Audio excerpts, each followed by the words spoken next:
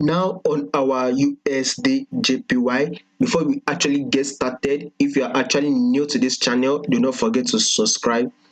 We'll be starting our analysis with a daily time frame.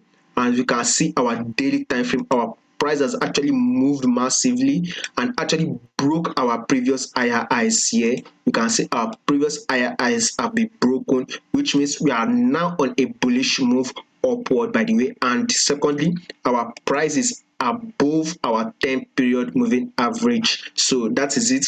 A buy we will be considering on our USD JPY, that is on our daily time frame.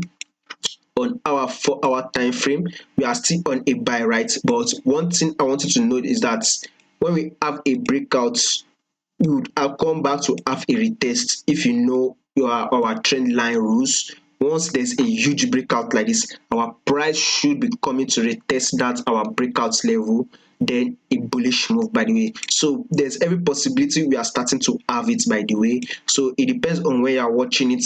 Probably we would have tested our retracement level where we are waiting for. We would have gotten that our retest level and continue to go bullish. Just depends on when you are watching it.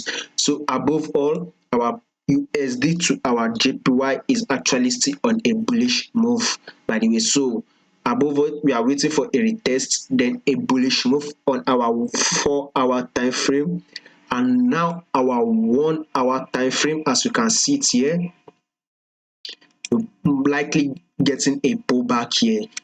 Price is about to go below our 10 period moving average, so to come back to test this our breakout level, possibly this area here, this our breakout level, where we had this our breakouts around here, I'll say. So that is it. We'll possibly be getting a retracement to come here and test this our breakout level, then a bullish move on our USD to our JPY. And now our 30-minute time frame, you can see, is actually going down.